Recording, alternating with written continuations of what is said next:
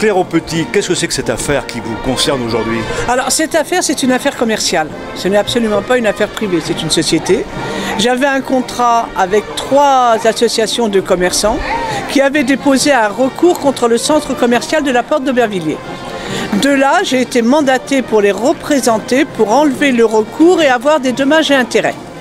Je leur ai obtenu à chacun 250 000 € de dommages et intérêts pour leur association.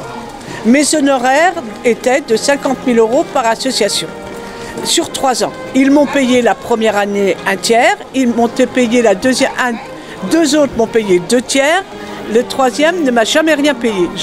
C'est donc moi qui les ai mis devant le tribunal de commerce pour qu'ils me payent.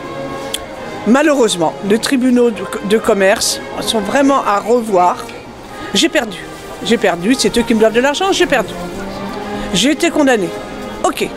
Il me manquait un dossier pour ma comptabilité, je n'ai pas eu le temps il ne m'est pas arrivé à temps. Donc je suis interdit de gérer par le tribunal de commerce. Oui, j'ai fait appel. Oui, depuis j'ai tous mes dossiers. Voilà. Et on se reverra devant un tribunal de professionnels, puisque le tribunal de commerce ne sont pas des professionnels. Et quand vous voyez le nombre de chefs d'entreprise, petits, grandes ou moyennes, condamnés par les tribunaux de commerce et en appel qu'ils sont blanchis, le quota est extrêmement grand et très très différent. Il est grand temps, mais grand temps, de changer les règles des tribunaux du commerce. Et ça fait 12 ans que je le dis dans mon émission, c'est pas parce que j'ai mon affaire. Voilà, point à la ligne. Je n'ai pas de condamnation définitive. Je ne suis pas une reprise de justice, comme l'on m'a dit ce matin. Les Républicains ont osé me dire ça sur un marché. C'est une honte, monsieur. C'est tout. Il y a un personnage qui vous poursuit. Oui, c'est la personne qui m'a payé qu'1/3, qui me dit femme depuis maintenant 4 ans, puisque cette affaire est de 4 ans, envoie à tout le monde à l'AFP comme quoi j'ai des méthodes de Cahuzac.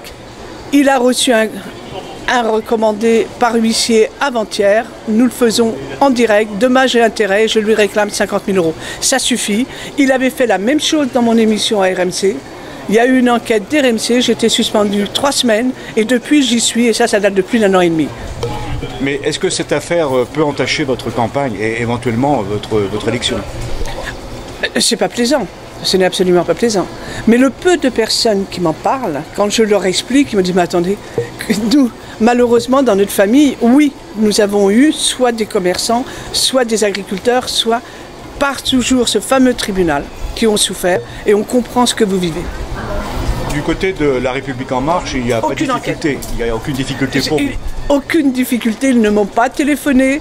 J'ai des appels pour savoir si mes bulletins de vote sont bien arrivés, etc. Ils étaient au courant, M. Macron était au courant, tout le monde était au courant. Et vous savez que dans son programme, c'est justement dit et redit qu'il veut donner la 2e chance à un chef d'entreprise qui a déposé son bilan. Je suis l'exemple flagrant.